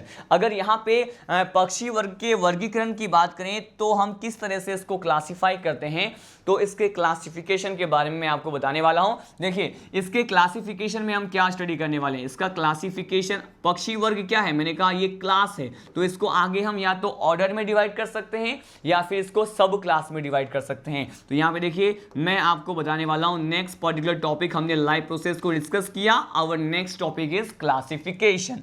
Classification के बेसिस पे मैं इस एवीज क्लास को पहले 2 सब क्लास में डिवाइड कर रहा हूं। कितने, मैंने कहा 2 सब क्लास, 2 प्रकार के उपवर्ग में डिवाइड कर रहा हूं। सब क्लास को क्या कहते हैं, उपवर्ग कहा जाता है। ठीक है, अब ये 2 सब क्लास कौन कौन से होते हैं ये इंपॉर्टेंट है। देखिए मैंने कहा फर्स्ट जो यहाँ पे सब क्लास होता है ये क्या होता है स्टूडेंट, फर्स्ट जो सब क्लास है इसे कहते हैं आर्की ऑर्निथ। हम डिस्कस करेंगे इसे आर्की ऑर्निथ क्यों कहते हैं, इसका मीनिंग क्या होता है। पहले मैं आपको बता दूं कि ये दोनों सब क्लास कौन से होते हैं। फर्स्ट जो सब क्लास है इसे कहा जाता है आर्की ऑर्निथ। क्या कहते हैं, आर्की ऑर्निथ कहा जाता है। ठीक है, और इसके बाद जो नेक्स्ट सब क्लास है इसे क्या कहते हैं, इसे बेसिकली कहते हैं नी ऑर्निथ। क्या कहते हैं इसे, नी ऑर्निथ कहते हैं। अब देखिए यहां पर पर्टिकुलर हमने देखा कि 2 सब क्लास है, लेकिन इंपोर्टेंट पॉइंट क्या है, इंपोर्टेंट पॉइंट ये है कि ये जो 2 सब क्लास है, 2 प्रकार के उपवर्ग के बारे में आपको बताया जो कि आर्की ऑर्निथ और नी ऑर्निथ है। तो यहां पे बेसिकली ये ऑर्निथ वर्ड जो है किसके लिए यूज में लिया गया है, ऑर्निथ वर्ड जो है ये जो है बर्ड्स को रिप्रेजेंट करते हैं। क्या करते हैं, बर्ड्स या फिर पक्षी को रिप्रेजेंट करते हैं ये ऑर्निथ वर्ड। लेकिन इसी से रिलेटेड एक टर्म मैं आपको और बताना चाहूँगा, ये हमारा नोट पॉइंट है। इसीलिए पर्टिकुलर साइंस के वो ब्रांच की बात करें, विज्ञान की वो शाखा की बात करें जिसमें अलग अलग प्रकार के पक्षियों का अध्ययन किया जाता है, उनके आवास, उनका बिहेवियर, उनके अलग अलग तरह के एस्पेक्ट्स के बारे में स्टडी करते हैं, जिस पर्टिकुलर बायोलॉजी या फिर साइंस के ब्रांच में, शाखा में, उसे क्या कहते हैं। देखिए यहाँ पे बेसिकली मैं बात करने वाला हूँ कि स्टडी ऑफ बर्ड्स। ठीक है, यहाँ पे पक्षियों का अध्ययन जिस शाखा में किया जाता है, विज्ञान के शाखा में, उसे क्या कहते हैं, इसे करते हैं ऑर्निथोलॉजी। क्या कहते हैं, ऑर्निथोलॉजी कहते हैं। और यहाँ पे ऑर्निथ वर्ड का मीनिंग मैंने आपको क्या बताया, ये बेसिकली बर्ड्स के लिए यूज किया जाता है। तो मतलब पक्षियों का अध्ययन क्या है, ऑर्निथोलॉजी है। ठीक है, तो यहाँ पे आप देख रहे हैं इसके सब क्लास में क्या आ रहा है, ऑर्निथ टर्म आ रहा है। लेकिन यहाँ पर ये भी इंपॉर्टेंट पॉइंट है, आपने लोअर क्लासेस में भी पढ़ लिया होगा, लेकिन यहाँ पे मैं डिस्कस करने वाला हूँ कि अगर हम फादर ऑफ ऑर्निथोलॉजी की बात करें, ठीक है, किसकी बात करने वाले हैं, फादर ऑफ ऑर्निथोलॉजी की बात करते हैं, तो एक साइंटिस्ट के बारे में आपको पता हो तो डॉक्टर सलीम अली। ठीक है, डॉक्टर सलीम अली जो हैं वो एक इंडियन ऑर्निथोलॉजिस्ट हैं, पक्षियों के अध्ययन करता है और इनको फादर ऑफ ऑर्निथोलॉजी कहा जाता है। ठीक है, तो कौन से साइंटिस्ट हैं, मैंने कहा डॉक्टर सलीम अली की यहाँ पे बात करने वाले हैं, उन्हें फादर ऑफ ऑर्निथोलॉजी कहा जाता है, जो कि क्या थे, एक पक्षियों के अध्ययन करता थे, तो डॉक्टर सलीम अली, मैंने लिख दिया यहाँ पे डॉक्टर सलीम अली कौन थे? एक ऑर्निथोलॉजिस्ट थे। ठीक है, देखिए यहाँ पे 2 टर्म्स मैंने यूज किया है। एक तो है ऑर्निथोलॉजी, ऑर्निथोलॉजी का मतलब है जिस पर्टिकुलर शाखा में पक्षियों का अध्ययन किया जाए, लेकिन अगर वैज्ञानिक की बात करें तो उसे क्या कहेंगे? ऑर्निथोलॉजिस्ट बोलेंगे। और वो कौन थे? डॉक्टर सलीम अली। इन्होंने पक्षियों के अलग अलग प्रकार के वैरायटीज के बारे में और स्पीसीज पे क्या किया, अपना एक्सपेरिमेंट किया, अपना ऑब्जर्वेशन किया, अलग अलग प्रकार के एस्पेक्ट्स बताए, और यहाँ पे पक्षियों के अध्ययन के लिए इनका जो योगदान था, इनका जो इंपोर्टेंट रोल था, उसके बेसिस पे इन्हें फादर ऑफ ऑर्निथोलॉजी जो है माना जाता है। तो ये स्पेशल पॉइंट मैंने नोट पॉइंट में डिस्कस किया। तो आपने देखा यहाँ पे ऑर्निथ टर्म आ रहा था, इसीलिए इसी पर्टिकुलर टर्म से रिलेटेड हमें क्या क्या कंसेप्ट चाहिए इसके बारे में आपको बताया। अब आते हैं सीधे अगेन सब क्लास पे आते हैं। मैंने कहा फर्स्ट सब क्लास क्या है? आर्की ऑर्निथ, और सेकंड क्या है? नी ऑर्निथ। आर्की का मतलब क्या होता है? यहाँ पे आर्की जो है प्रिमिटिव को रिप्रेजेंट करता है। किसको? प्रिमिटिव। आर्की बैक्टीरिया भी आपने पढ़ा होगा। आर्की बैक्टीरिया जो है सबसे पहले उद्भित हुए या फिर इवोल्यूट हुए जीवाणु माने जाते हैं, जो कि सबसे आदिम प्रकार के जीवाणु थे। तो मैंने कहा यहाँ पे आर्की किसको रिप्रेजेंट कर रहा है? प्रिमिटिव या फिर आदिम को रिप्रेजेंट करता है। तो देखिए यहाँ पे इसको प्रिमिटिव क्यों कहते हैं? आर्की ऑर्निथ सब क्लास में आने वाले जो भी स्पीसीज हैं वो आदिम प्रकार के होते हैं, प्रिमिटिव कैरेक्टर को रखने वाले होते हैं। ठीक है, तो इसीलिए इसे क्या कहते हैं? इसीलिए इसे कहते हैं जुरासिक बर्ड। क्या कहते हैं इसे? इसे कहा जाता है जुरासिक बर्ड। जुरासिक बर्ड क्यों बोला? क्योंकि इस प्रकार के पक्षियों का जो वर्चस्व था, साम्राज्य था, वो जुरासिक काल में माना जाता है, इसीलिए हम क्या कहते हैं? इसे जुरासिक बर्ड कहते हैं। लेकिन अब हम लीड करते हैं सेकेंड सब क्लास के लिए, जो कि क्या है? नी ऑर्निथ होता है। अगर यहाँ पे स्पेशली नी ऑर्निथ की बात करते हैं स्टूडेंट, तो इसके लिए कहा जाएगा कि all the members which generally belong with this particular subclass neornithes considered as a modern bird. इसको आधुनिक पक्षी कहते हैं। ठीक है, तो मैंने कहा नी ऑर्निथ में जो भी बर्ड्स के बारे में हम स्टडी करेंगे, इसे क्या कहते हैं? इसे कहते हैं मॉडर्न बर्ड्स। क्या कहते हैं इसे? मॉडर्न बर्ड्स कहते हैं। और ये जो मॉडर्न बर्ड्स हैं, बेसिकली इसका जो इवोल्यूशन है, उद्विकास, किस पर्टिकुलर काल में माना गया, पीरियड में माना गया? मैं आपको बता दूं, जुरासिक बर्ड तो हमने कहा आर्की ऑर्निथ के लिए, लेकिन यहाँ पे जुरासिक काल के बाद जो जिन पक्षियों का विकास हुआ, जिन बर्ड्स का जो है इवोल्यूशन हुआ, उसे क्या कहते हैं? मॉडर्न बर्ड्स कहते हैं, नी ऑर्निथ कहते हैं। तो इसीलिए इनका चूंकि विकास क्या हुआ था? जुरासिक काल के बाद हुआ था, इसीलिए क्या कहते हैं इसे? इसे कहते हैं पोस्ट जुरासिक बर्ड। क्या कहते हैं इसे? पोस्ट जुरासिक बर्ड्स कहते हैं, जिनका उद्विकास जुरासिक काल के बाद हुआ था। ठीक है, अब देखिए मैं आपको वापस से एक बार रिवाइज करवा दूं। यहाँ पे आर्की ऑर्निथ क्या होते हैं? जुरासिक बर्ड होते हैं, जुरासिक काल के पक्षी। और वे पक्षी जिनका उद्विकास जुरासिक काल के बाद में हुआ, उसे कहते हैं पोस्ट। पोस्ट का मतलब क्या होता है? बाद में। पोस्ट जुरासिक बर्ड कहते हैं, और इसे हम मॉडर्न बर्ड भी कहते हैं। यहाँ पे देखिए जुरासिक बर्ड में मैं आपको एक सिंगल एग्जाम्पल प्रोवाइड कर रहा हूँ, और ये बहुत ज़्यादा इंपॉर्टेंट है। देखिए ये एग्जाम्पल क्या है? मैंने कहा यहाँ पर एक सिंगल एग्जाम्पल पढ़ने वाले हैं, और ये एग्जाम्पल हम पढ़ रहे हैं किसके बारे में? यहाँ पर मैं आपको बताने वाला हूँ आर्कियोप्टेरिक्स के बारे में। किसके बारे में? यहाँ पे हम स्टडी करते हैं आर्कियोप्टेरिक्स। ठीक है, आर्कियोप्टेरिक्स की अगर बात करें स्टूडेंट, तो बेसिकली ये जो आर्कियोप्टेरिक्स होता है, एक क्या है? एक तरह से ये प्रिमिटिव बर्ड है। क्या है ये? प्रिमिटिव बर्ड है। और इसके बारे में स्पेशल पॉइंट जहां से क्वेश्चन आता है, मैं आपको ये बता दूं कि ये जो आर्कियोप्टेरिक्स होते हैं is considered as a connective link. ये क्या होते हैं? संयोजक कड़ी होते हैं। क्या होते हैं ये? कनेक्टिव लिंक होते हैं, संयोजक कड़ी होते हैं। किस किस पर्टिकुलर क्लास के बीच में इन्हें संयोजक कड़ी, कनेक्टिव लिंक माना जाता है? तो आर्कियोप्टेरिक्स को संयोजक कड़ी मानते हैं बेसिकली किसके बीच में? तो अगर हम बात करते हैं रेप्टिलिया वर्ग की, ठीक है, तो रेप्टाइल्स, ठीक है, मैंने कहा यहाँ पे रेप्टाइल्स और साथ साथ यहाँ पे एवीज, इन दोनों ही क्लासेस, इन दोनों वर्ग के मध्य में संयोजक कड़ी किसको मानते हैं? आर्कियोप्टेरिक्स के मानते हैं। ऐसा क्यों? आखिर ऐसा क्यों है कि इसको हमने क्या माना है? संयोजक कड़ी माना है।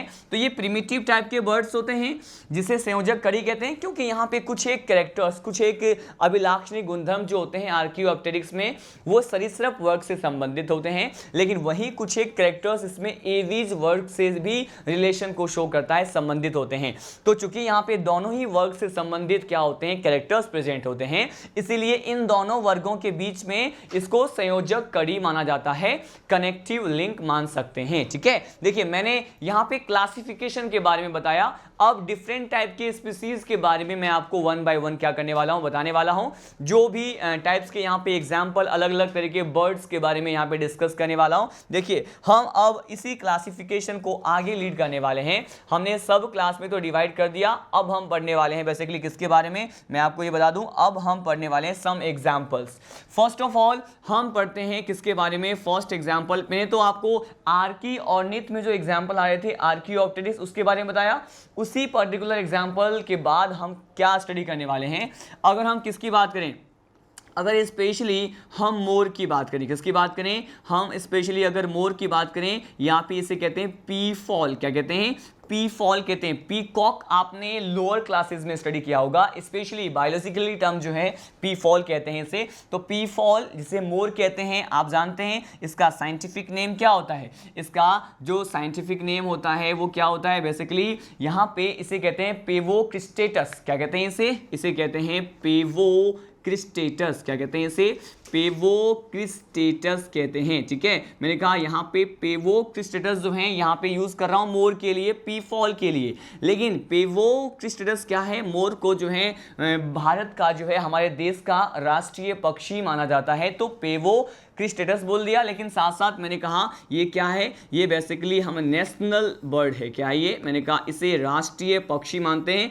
ये है नेशनल बर्ड। मैंने स्पेशल पॉइंट आपको प्रोवाइड किया है कि पेवोक्रिस्टेटस जो हैं is considered as a national bird, राष्ट्रीय पक्षी मानते हैं। इसी से ही रिलेटेड नेक्स्ट एग्जांपल हम स्टडी करें तो देखिए, अगर यहाँ पे एक स्पीसीज की बात करें, अगर हम स्पेशली यहाँ पे साइटेकुला की बात करते हैं, ठीक है, किसकी बात करने वाले हैं, यहाँ पे नेक्स्ट बर्ड्स की बात करने वाले हैं, जिसे क्या कह रहे हैं, जिसे हम कह रहे हैं साइटेकुला। तो यहाँ पे अगर साइटेकुला की बात करते हैं, इसे ही क्या कहते हैं, इसे पैरट कहते हैं। ठीक है, तो पैरट, ठीक है, इसके साथ साथ यहाँ पे हम साइटेकुला की बात करें, लेकिन साइटेकुला के साथ अगर यहाँ पे पेवोक्रिस्टेटस की भी बात करें, इसे मैंने पीसी से क्या कर दिया है, रिप्रेजेंट कर दिया है। तो इन दोनों के लिए स्पेशल पॉइंट क्या होता है कि ये जो साइटेकुला है और पेवोक्रिस्टेटस होते हैं, पैरट और पिकॉक या फिर पीफॉल के लिए क्या कहा जाता है, इसके लिए कहा जाएगा कि इन दोनों में ही सेक्सुअल डाइमॉर्फिज्म प्रेजेंट होता है। क्या होता है, मैंने कहा इन दोनों में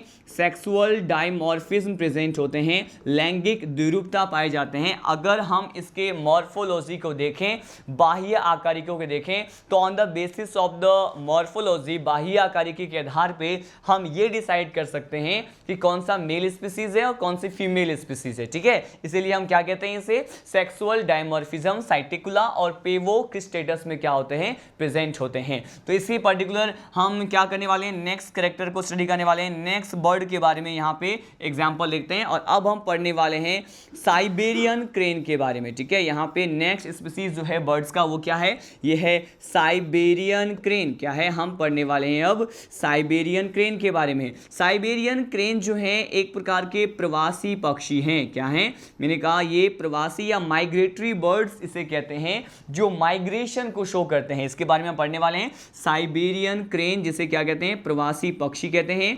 और ये क्या दर्शाते हैं, मैंने कहा ये माइग्रेटरी बर्ड होते हैं, माइग्रेट हो जाते हैं from one place to the another place, एक जगह से दूसरी जगह। लेकिन ये प्रवासी पक्षी हैं, मतलब एक जगह से दूसरी जगह क्या होते हैं, माइग्रेट होते हैं। लेकिन इनका पर्पस क्या होता है, माइग्रेशन के पीछे इनका पर्पस होता है फूड सोर्स, भोजन को प्राप्त करने के लिए, फूड को गेन करने के लिए, और खुद को जो है वहाँ के एनवायरनमेंट के अकॉर्डिंग एडेप्टिव बनाने के लिए। न केवल इनका पर्पस जो है माइग्रेशन का फूड होता है, बल्कि समटाइम हम इसको अच्छे हैबिटेट, जो उचित प्रकार के आवास की बात करते हैं, जहाँ पर इन्हें किसी भी तरह के एडवर्स कंडीशन का सामना न करना पड़े, तो ये भी इनका क्या होता है, माइग्रेशन के पीछे वजह है, रीज़न है। तो मैंने कहा ये क्या शो करते हैं, ये माइग्रेटरी बर्ड होते हैं, माइग्रेशन शो करते हैं। ये माइग्रेशन कहाँ से कहां की ओर करते हैं, मैंने कहा ये साइबेरिया से जो है माइग्रेट होकर के हमारे देश में आ जाते हैं, हमारे कंट्री में आ जाते हैं, इंडिया में क्या करते हैं, ये माइग्रेशन को शो करते हैं। मैंने कहा ये जो है साइबेरिया से कहां जाते हैं, माइग्रेट होकर के, मैंने कहा ये हमारे देश इंडिया में आते हैं। और इनका जो मेन पर्पस है माइग्रेशन का, अभी मैंने आपको बताया वो क्या है, मैंने कहा इनका मेन पर्पस है एक तो फूड सोर्स। क्या है, फूड सोर्स मतलब भोजन का क्या है, भोजन का स्रोत है। भोजन भोजन के स्रोत के साथ साथ हम ये कहते हैं कि यहाँ पे बेस्ट हैबिटेट मतलब अच्छे प्रकार के आवास के लिए भी ये क्या करते हैं, माइग्रेशन को शो करते हैं। तो हमने ये भी एग्जाम्पल क्या कर लिया, यहाँ पे डिस्कस कर लिया।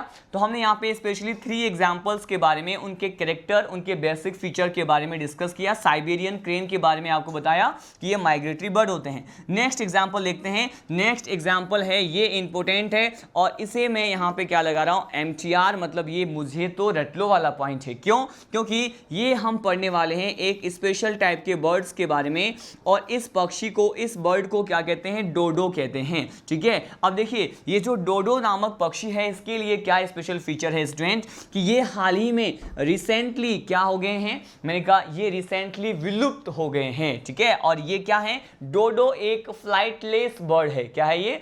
एक फ्लाइटलेस बर्ड होता है, जिसके बारे में आपको बताने वाला हूं। देखिए मैंने कहा डोडो क्या है, एक एक्सटिंक्ट, एक्सटिंक्ट का मतलब क्या होता है, विलुप्त हो चुके हैं अब ये, तो एक्सटिंक्ट फ्लाइटलेस बर्ड है। ये क्या है, मैंने कहा ये डोडो जो है एक्सटिंक्ट फ्लाइटलेस बर्ड है।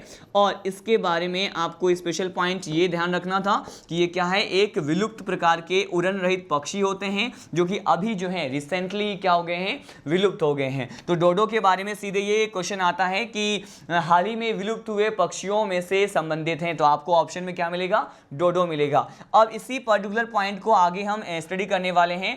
देखिए नेक्स्ट बर्ड मैं आपको बताने वाला हूं, हमारा 5th एग्जाम्पल जो है ये है हमिंग बर्ड। क्या है, यहाँ पे एक बर्ड की बात कर रहे हैं, इसे क्या कहते हैं, हमिंग बर्ड कहते हैं। हमिंग बर्ड कहेंगे या फिर इसे ही समटाइम कहा जाता है क्यूबेन बर्ड। क्या कहते हैं इसे क्यूबेन बर्ड भी कहते हैं। और ये हमिंग बर्ड और क्यूबेन बर्ड जो हैं वो संदेशवाहक पक्षी, इनका कॉमन नेम होता है। ये क्या होते हैं, बेसिकली ये पैसेंजर बर्ड होते हैं। क्या होते हैं ये पैसेंजर बर्ड होते हैं। ठीक है, तो हमिंग बर्ड और क्यूबान बर्ड के बारे में भी हमने क्या कर लिया, स्टडी कर लिया। ये हमिंग बर्ड के बारे में ये भी स्पेशल पॉइंट गिवन होता है कि इनके पास टेंडेंसी होती है कि ये दोनों ही तरफ से क्या कर सकते हैं, मूवमेंट शो कर सकते हैं, उड़ने में कैपेबल होते हैं। और डोडो क्या होता है, फ्लाइटलेस बर्ड होता है।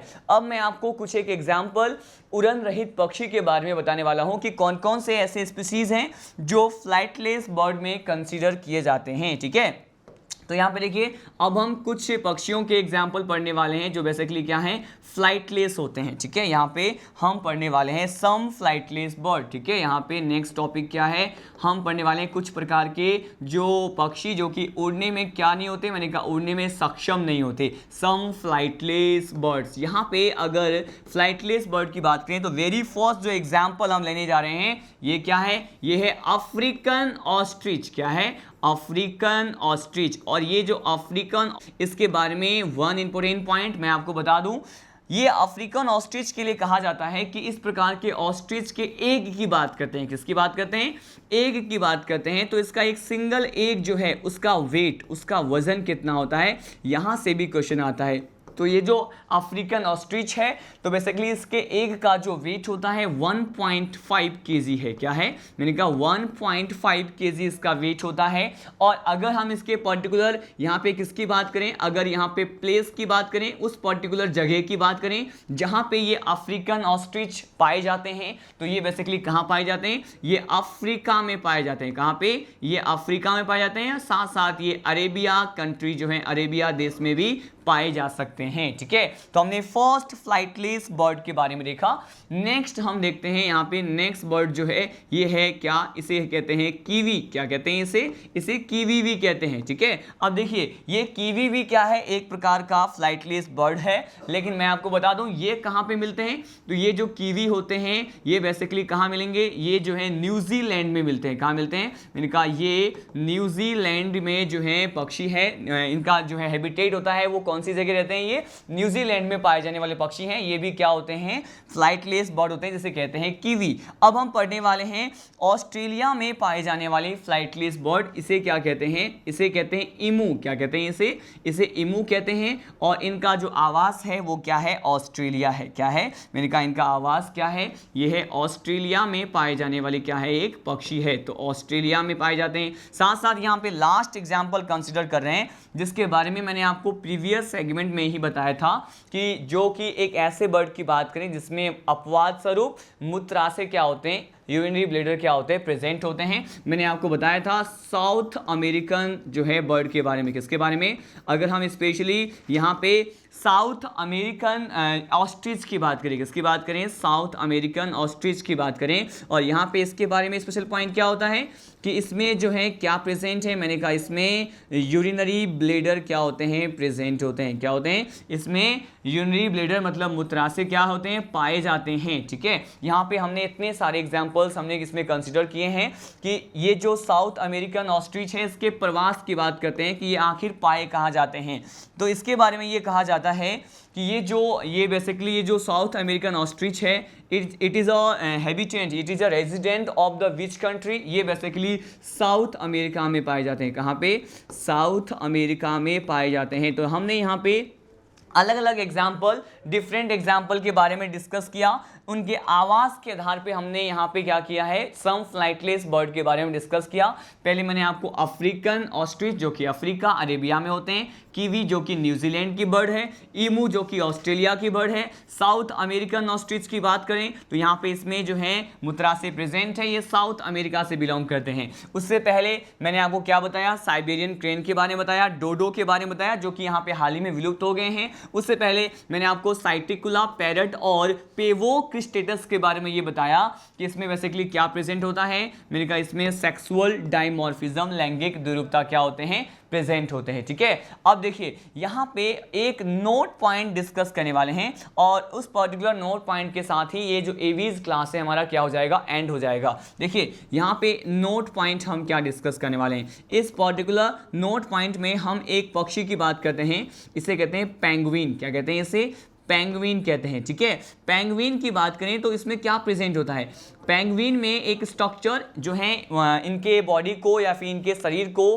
पानी में या पानी के सतह पे तैरने के लिए जो स्ट्रक्चर प्रेजेंट होता है इनमें, वो क्या होता है, ये होता है स्विमिंग के पर्पज से इसमें फ्लिपर्स प्रेजेंट होते हैं। क्या होते हैं, फ्लिपर्स प्रेजेंट होते हैं। पेंगुइन में क्या प्रेजेंट होते हैं, मैंने कहा फ्लिपर्स प्रेजेंट होते हैं, और जो कि एनालॉगस मतलब समवर्ती जो है ऑर्गन कंसिडर किए जाते हैं, एनालॉगस ऑर्गन कंसिडर किए जाते हैं किसके साथ, एक मेमल्स के बारे में बात करें इसे क्या कहते हैं, डॉल्फिन। ठीक है, अब देखिए ये डॉल्फिन में भी क्या प्रेजेंट होते हैं, मैंने कहा इसमें भी तैरने के लिए, स्विमिंग के लिए फ्लिपर्स प्रेजेंट होते हैं। क्या होते हैं, फ्लिपर्स प्रेजेंट होते हैं। तो मैंने आपको कहा कि पेंगुइन के फ्लिपर्स और डॉल्फिन के फ्लिपर्स, ये दोनों जो फ्लिपर्स हैं जो इन दोनों स्पीशीज में पाए जाते हैं वो किस प्रकार के अंग माने जाते हैं, मैंने कहा ये एनालोगस क्या होता है, मैंने कहा ये क्या है, एक एनालोगस ऑर्गन है। हिंदी में क्या कहते हैं, हिंदी में इसे कहते हैं समवर्ती अंग। क्या कहते हैं इसे समवर्ती अंग कहा जाता है। ठीक है, हमने ये स्पेशल पॉइंट हमने क्या किया है, डिस्कस किया कि पेंगुइन में पाए जाने वाले जो फ्लिपर्स होते हैं और डॉल्फिन एक मेमल है, स्तनधारी है, तो डॉल्फिन में पाए जाने वाले जो फ्लिपर्स होते हैं ये आपस में एनालॉगस ऑर्गन होते हैं। तो इस लेक्चर में हमने डिफरेंट टाइप के biological process, life process of the aves class member के बारे में स्टडी किया। सभी को हमने with the help of diagram, loads of concept के साथ स्टडी किया। मैंने इसके 2 सब क्लासेस के बारे में, वेरियस टाइप ऑफ एग्जाम्पल्स, उनके जनरल फीचर्स के बारे में बताया। इन द नेक्स्ट लेक्चर हम क्या स्टडी करेंगे, in the next lecture we will study about the specific mammalia class. ठीक है, हम यहाँ पे ममेलिया क्लास के बारे में स्टडी करेंगे। तब तक के लिए जय हिंद, जय राजधानी।